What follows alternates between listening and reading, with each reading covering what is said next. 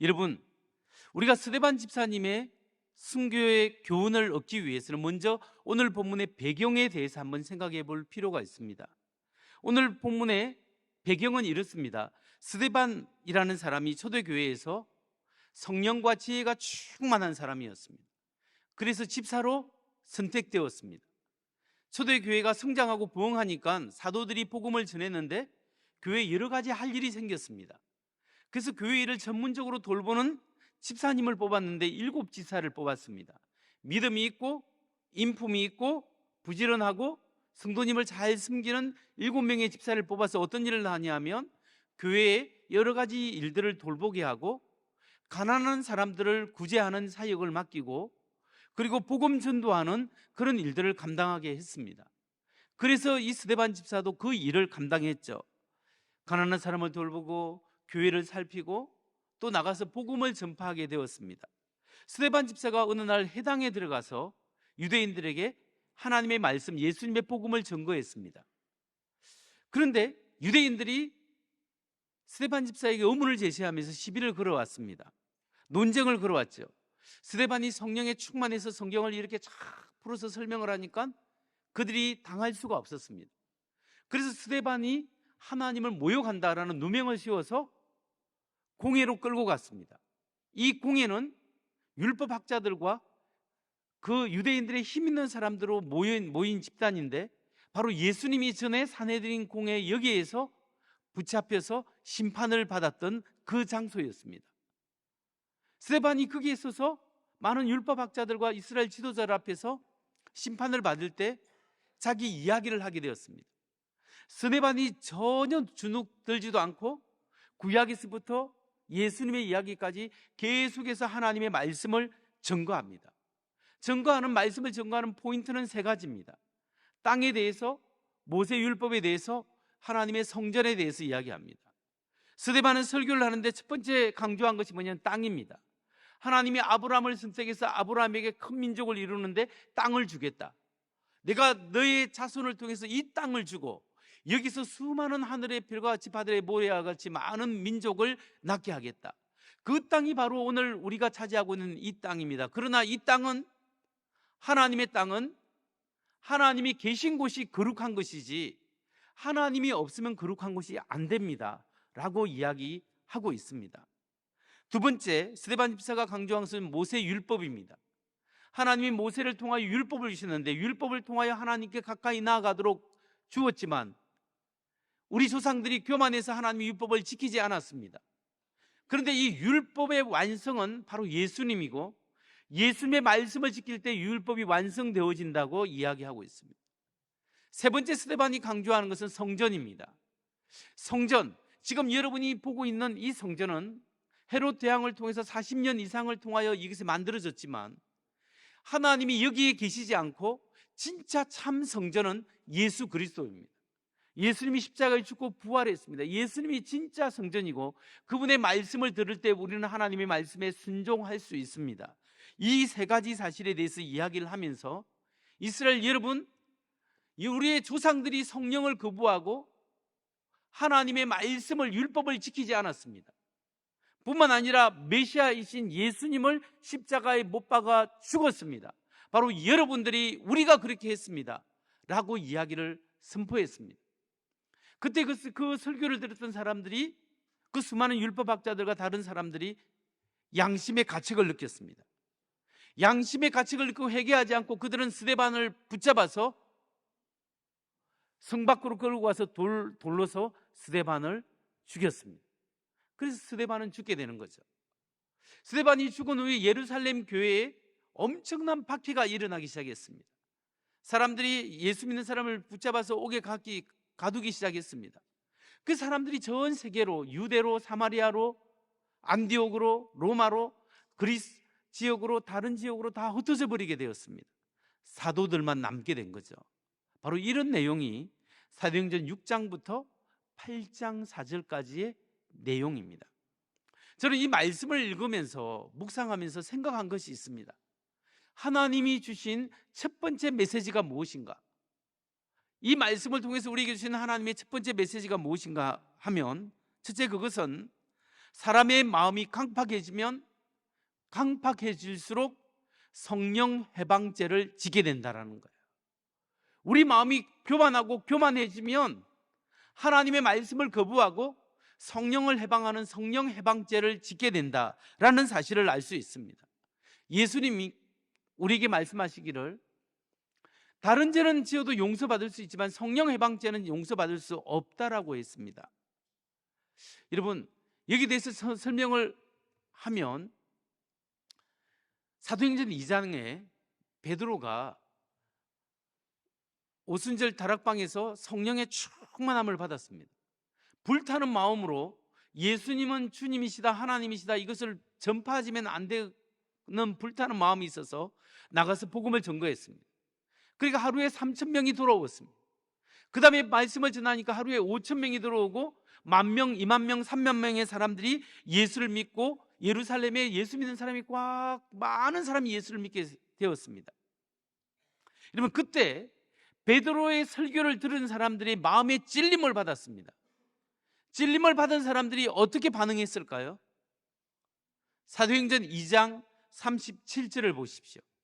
그들이 이 말을 듣고 마음에 찔려 베드로와 다른 사도들에게 물어 이르되 형제들아 우리가 어찌할꼬 하거늘. 하나님의 말씀이 그들의 마음을 찌를 때 그들이 마음의 찔림을 받고 반응이 뭐냐면 형제들아 우리가 어찌하면 좋겠느냐, 어떻게 하면 구원을 받겠느냐.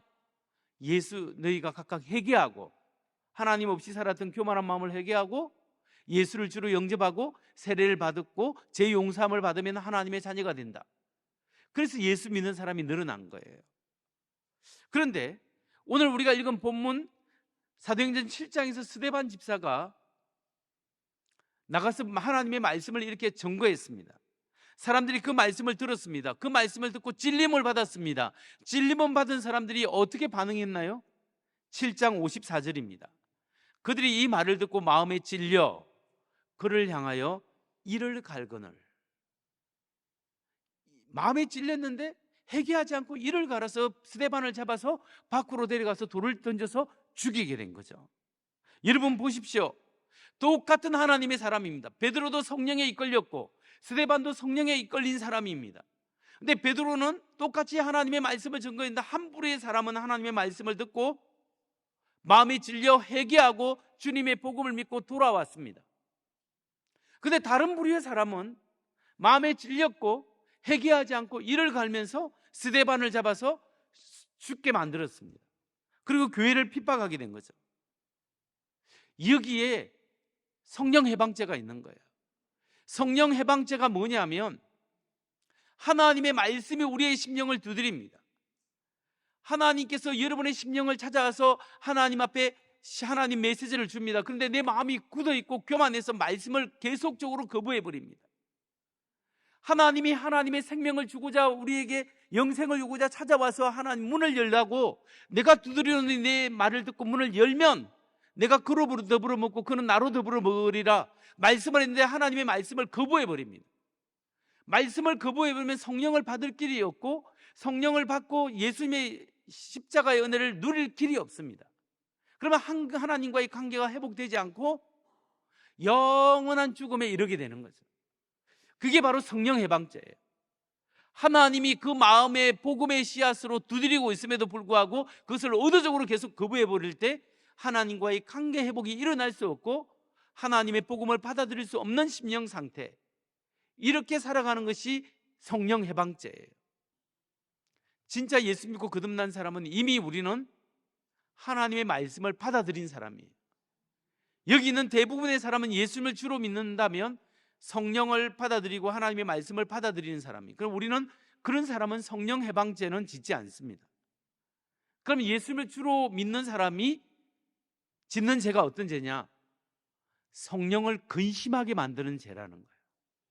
성령님을 근심하게 할 수 있습니다. 예수 믿고 하나님께서 은혜의 말씀을 주고 말씀대로 순종하라고 하는데 우리 마음이 예수 믿고도 여전히 굳어 있는 사람은 그 말씀이 튕겨나가는 거예요. 그럼 열매를 맺을 수가 없는 거예요. 그렇기 때문에 여러분 마음을 부드럽게 하는 게 중요합니다. 하나님 앞에 순복할 수 있는 말랑말랑한 마음을 가지고 하나님이 이것이 정말 하나님의 말씀이면 내가 그 말씀에 순종하겠습니다. 주여, 나는 죄인입니다. 나를 불쌍히 여기시고 내 안에 하나님의 말씀을 주셔서 내 안에서 주의 은혜가 일어나게 하여 주옵소서. 이런 겸손하고 부드러운 심령 위에 하나님이 역사하신다는 사실입니다. 여러분, 하나님이 여러분에게 기회를 주실 때, 나에게 기회를 주실 때 내가 순종해야 합니다. 하나님의 기회는 한계가 있어요. 왜냐하면 우리 인생이 유한하기 때문에 그렇습니다. 우리가 움직일 수 있을 때, 우리가 행동할 수 있을 때, 내가 뭐라도 일할 수 있고 섬길 수 있고 순종할 수 있을 때 말씀을 받아들이고 그 말씀에 순복하는 것이 중요합니다. 나중에는 일을 하고 싶어도 할 수 없고 순종하고 싶어도 내 육체가 말을 안 듣는 때가 온다는 거예요. 그렇기 때문에 오늘 하나님이 우리에게 주신 은혜를 헛되게 여기지 마시기 바랍니다. 오늘 하나님 우리에게 은혜를 부어주실 때 그 말씀에 그렇습니다. 주님, 내가 순종하고 하나님이 순종을 통하여 하나님께 영광을 올려드리기를 원합니다 라고 고백하는 믿음으로 행하는 우리 모두가 되기를 주의 이름으로 축원합니다. 두 번째, 우리가 스데반 집사의 삶을 통하여 얻을 수 있는 영적 교훈은 무엇인가? 그것은 신실한 그리스도인들은 반드시 고난에 직면하게 된다. 정말 말씀으로 살아가고 믿음으로 살아가는 사람에게는 형통함과 탄탄대로만 있는 것이 아니라 어려움과 고난과 아픔이 있을 수 있다라는 사실이에요. 여러분, 스데반 집사를 보십시오. 스데반이 어떤 사람이었습니까? 집사로 뽑힐 때, 집사로 임명받을 때 성령과 지혜가 충만했던 사람입니다. 등망이 있고 좋은 인격 때문에 사람들에게 칭찬받은 사람이었습니다. 다른 사람으로부터 인정받은 사람이 스데반이었어요. 이런 사람이 교회 일을 맡게 된 거예요. 그리고 사도행전 6장 8절에 보면 스데반은 어떤 사람이냐면 은혜와 권능이 있었던 사람이다. 하나님의 은혜와 권능이 있어서 기도할 때 기적이 일어나고 병고침이 일어나고 이적을 그를 통하여 행하셨습니다. 그러니까 스데반은 어떤 교회 사람이냐, 오늘날이면 장로님 같은 그런 위치에서 직분을 감당하는 사람인데, 이 사람에게는 은혜가 있고 등망이 있고 그러면서 성령의 능력이 있었던 거예요. 오늘날 우리 목회자나 우리 지도자들 중에서 성령의 능력은 있으나 등망이 없는 사람이 많아요. 근데 등망은 있으나 뭔가 실력과 능력이 없는 사람이 많습니다. 그런데 실력도 있고 능력도 있고 인격적으로 등망이 있으면 더 좋은 거죠. 바로 스데반이 그런 사람이었습니다. 스데반은 성령에 충만했고 은혜와 덕이 있는 사람이 있고 능력이 있고 신실하게 말씀에 따라 수고하고 애쓰고 복음을 전거했습니다. 그런데 스데반에게 핍박이 오고 순교를 당해야 되는 어려움이 찾아왔다라는 거예요. 여러분, 우리가 말씀대로 살고 성령 충만할 때 하나님의 은혜가 있고 하나님의 인도하심이 있습니다. 그런데 우리가 성령 충만하고 하나님의 말씀대로 살아갈 때 순종할 때 축복이 있지만 그 반면에 하나님의 성령 충만하고 은혜로 살아가는 사람은 고난과 핍박이 있다는 사실도 알아야 한다는 거예요. 여러분, 기독교의 복음이 변질되어서 잘못된 가르침이 뭐냐면 예수 믿으면 무조건 물질적으로 축복받고 만사 형통한다. 그것은 변질된 복음이에요. 사도 바울이 예수 믿고 난 다음부터 사도 바울에는 고난이 시작된 거예요. 전에 경험하지 못한 무시와 자기가 어려움을 경험하게 된 거죠. 그리고 사도 바울은 디모데에게 이런 복음과 함께 고난을 받으라고 이야기합니다. 예수님을 제대로 믿고 말씀대로 살아가는 사람에게는 어려움이 있고 고난이 있고 손해보는 것이 있을 수밖에 없다라는 거예요. 그래서 사도 바울은 골로새서 1장 24절에서 이렇게 이야기합니다. 그리스도의 남은 고난을 그의 몸된 교회를 위하여 내 육체에 채우노라. 예수님이 다 고난 받으실 때 뭐 남은 고난이 있겠어요? 그 뭐냐면 오늘 우리가 예수님을 따르는 성도들이 예수님을 따라가는 길에 예수님을 의지하는 삶을 살아가는 그 길에 우리가 십자가의 길을 걸어가기 때문에 고통과 아픔과 손해보고 억울함을 당할 때가 있다는, 뭐냐면 예수님 때문에 말씀대로 살아가다 보면 그게 크리스찬이라는 거예요. 그렇기 때문에 우리가 예수님이 살아가신 그 고난과 어려움의 길에 고통과 아픔이 있습니다. 그러나 이게 반드시 있는 것이 뭐냐면 하나님의 위로가 있다라는 거예요. 우리가 그렇게 말씀대로 살아가고 그리스도인답게 살아가려고 할 때 하나님이 위로하십니다. 근데 여러분, 여기서 중요한 포인트가 있어요. 그게 뭐냐면, 우리가 말씀 가운데 말씀으로 살아갈 때 고난 중에 하나님 위로가 있는 동시에 하나님은 나의 고난에 동참하고 계신다는 거예요. 하나님 멀리 있어서 그래 수고한다 애쓴다 라고 떨어져서 위로하는 것이 아니라 나의 고통 한가운데 찾아오셔서 나를 위로하시고 나를 싸매주시고 나의 아픔에 함께 하신다는 사실입니다.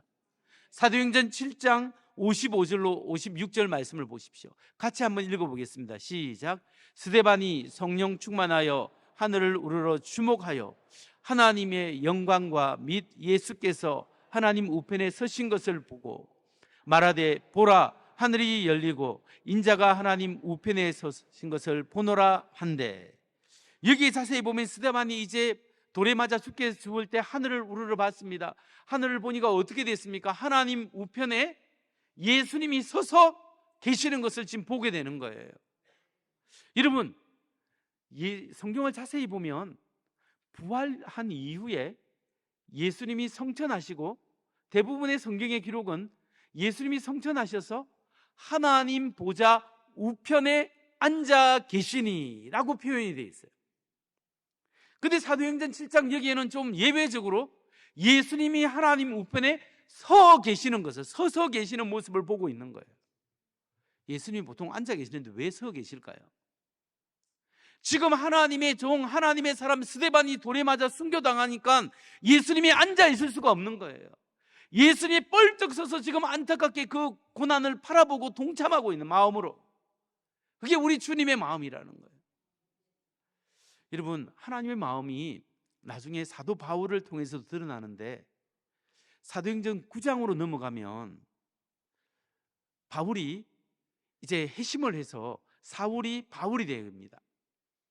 예수님을 스데반을 죽일 때 동참했던 이 사울이라는 사람이 나중에 예수님을 만나고 바울이 되지 않습니까? 언제 만납니까? On the road to the Damascus. 다메섹으로 가는 도중 길에서 하늘에서 갑자기 강한 빛이 비추면서 사울 일행에게 그러면서 음성이 납니다. 사울아 사울아 네가 어찌하여 나를 핍박하느냐. 사울아 사울아 네가 어찌하여 나를 핍박하느냐. 사울이 예수 믿는 사람을 잡아서 옥에 가두려고 가는데 하늘에서 사울아 네가 어찌하여 나를 핍박하느냐라고 말씀했습니다. 근데 여러분, 엄밀히 말해서 예수님이 사울아 사울아 네가 나의 제자들을 왜 핍박하느냐 이래야 맞는 말이에요. 왜냐하면 지금 사울이 예수님의 제자들을 옥에 가두고 있기 때문에. 근데 주님은 왜 나를 핍박하느냐라고 말씀해요. 이게 무슨 말입니까? 단순히 우리가 생각해도 우리 하나님의 사람, 하나님의 종, 하나님의 제자들을 핍박하는 것은 곧 예수님을 핍박한다고 예수님은 지금 말씀하고 있는 거예요. 지금 예수의 복음을 전하는 사람을 막는 것이 예수님을 막는 것이라고 이야기하는 거예요. 이건 뭘 이야기하고 있냐면 지금 예수님이 서서 계시고 사울아 왜 나를 핍박하느냐 이 말씀을 통해서 생각할 것은 우리가 고통받을 때 나만 고통받는 게 아닙니다. 왜 하나님 내 인생에 이런 어려움이 있습니까? 왜 내가 이런 고통을 받아야 합니까? 라고 우리는 부르짖고 있지만 우리 십자가의 고통을 당하신 주님께서는 나의 고통을 아시고 나의 고통 한가운데 나와 함께 고통받으시고 마음 아파하시고 애쓰시고 우리의 아픔과 우리의 고통을 예수님의 고통으로 느끼고 계신다는 거예요. 여러분, 이런 분이 우리를 사랑하시는 우리의 주님이시라는 것을 여러분 믿으시기 바랍니다. 여러분, 고통받을 때 주님 앞에 아뢰십시오. 주님, 내가 마음이 너무 아픕니다. 주님, 내가 너무 힘듭니다. 주님 아시지요? 그때 주님이 나의 고통을 아시고 받아주시고 내가 안단다, 내가 너와 함께하고 내가 너의 마음을 안다라고 위로하시는 하나님의 은혜를 경험하시는 여러분 되시기를 주의 이름으로 축원합니다. 마지막 세 번째로 생각해 볼 것이 있습니다. 그것은 하나님이 왜 그토록 신실한 스데반이 죽도록 허락하셨는가. 하나님이 스데반이 죽지 않도록 할 수도 있는데 왜 순교당하도록 내버려두고 허락하셨을까요? 그 이유가 무엇이겠습니까? 세 번째, 우리는 고난과 순교 속에 하나님의 뜻과 섭리가 있다는 사실을 알아야 합니다. 고난과 순교 속에 하나님의 뜻이 있고, 나의 고난을 나는 이해하지 못하지만 하나님의 높은 뜻이 있다는 것을 우리가 알아야 합니다. 여러분, 스데반의 순교가 무엇을 가져온 줄 아십니까? 스데반이 돌에 맞아 죽은 다음에 어떤 일이 있었죠? 예루살렘 교회에 핍박이 있었습니다. 핍박이 있었는데 이게 왜 중요하냐면, 그동안 오순절날을 통해서 오순절을 절기를 지키기 위해서 해외에 있던 많은 사람들이, 유대인들이 예루살렘에 몰려왔습니다. 그때 베드로의 설교를 듣게 되었죠. 예수를 믿게 되었어요.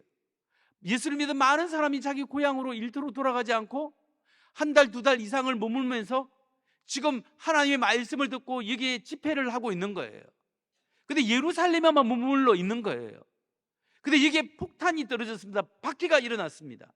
그러니까 사람들이 유대로, 사마리아로, 저 안디옥으로, 저 그리스 지역으로, 저 로마 지역까지 다 흩어져 버렸습니다.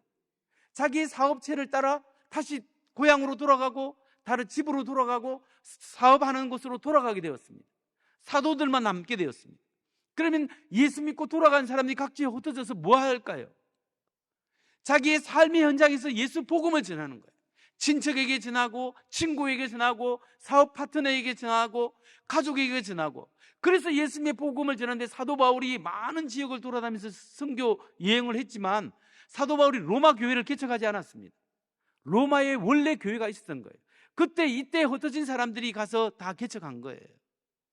그러니까 지금 예수님께서 사도행전 1장 8절 말씀, 이 말씀에 보면 오직 너희에게 성령이 임하시면 너희가 권능을 받고 예루살렘과 온 유대와 사마리아와 땅끝까지 이르러 나의 증인이 되리라 라고 말씀하신 이 말씀이 지금 스데반 사건 이후에 그대로 이루어지고 있는 거예요.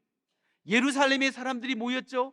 폭탄이 일어났죠. 핍박이 있었습니다. 유대와 사마리아와 안디옥과 그리스 지역과 로마 지역까지 지중해 연안 모든 도시에 다 흩어져서 자신의 삶의 자리에서 예수를 전거하는 사람들이 늘어나게 되었다는 거죠. 바로 한 사람의 순교로 인하여 전 세상에 세계에 복음이 전파되는 그런 귀한 역사가 일어나게 된 거예요. 여러분, 스데반이 죽을 때 굉장히 인상적으로 느낀 사람이 누구는 사울입니다. 사울, 나중에 바울이 되잖아요. 사도 바울이.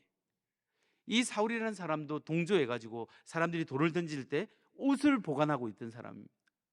생각해 보세요. 이 사울이 나중에 예수님을 만나고 크리스찬이 되고 대사도가 되었을 때 자기 마음속에 꼭 엉어리져 있던 게 뭐겠습니까? 내가 믿음의 사람 스데반을 죽였다. 스데반이 죽을 때 얼굴이 천사처럼 그렇게 확신 속에 죽는 걸 보면서 인상적이었는데 내가 하나님의 사람을 죽였구나. 그 마음이 그의 마음속에 있지 않았겠습니까?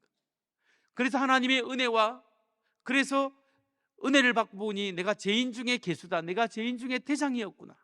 이걸 고백하면서 자기 평생 자기도 예수 믿는 믿음으로 순교당하기를 소원하면서 끝끝내 복음을 계속해서 전파하게 된 그 동기도 바로 사도 바울의 동기 중에 하나가 바로 스데반의 죽음일 수 있습니다.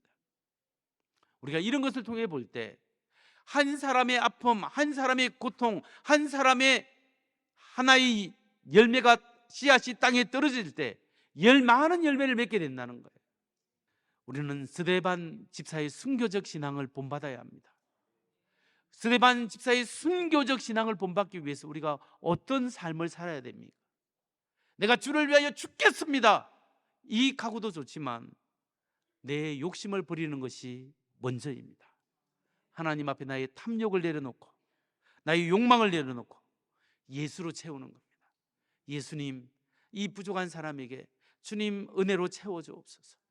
주님으로 만족하고 어떤 물질로, 어떤 명예로, 어떤 것으로 나의 욕망을 채울 수 없지만 예수로 채우게 하시고 주님이 내 안에 있게 하시고 주님이 나를 사랑한 것처럼 나도 사랑할 수 있는 마음을 주시고 하나님 이 예수의 복음에 하나님 나라의 복음을 헌신할 수 있는 작은 헌신들이 내 속에 있을 수 있도록 주여 나를 붙들어 주시고 내 안에 믿음을 주시고 은혜를 주셔서 정말 하나님 앞에 섰을 때 하나님이 주님이 서서 일어나서 잘했다, 수고하고 충성된 종아, 내가 너무 수고했다라는 말을 들을 수 있는 하나님의 사람들 되시기를 주의 이름으로 축원합니다.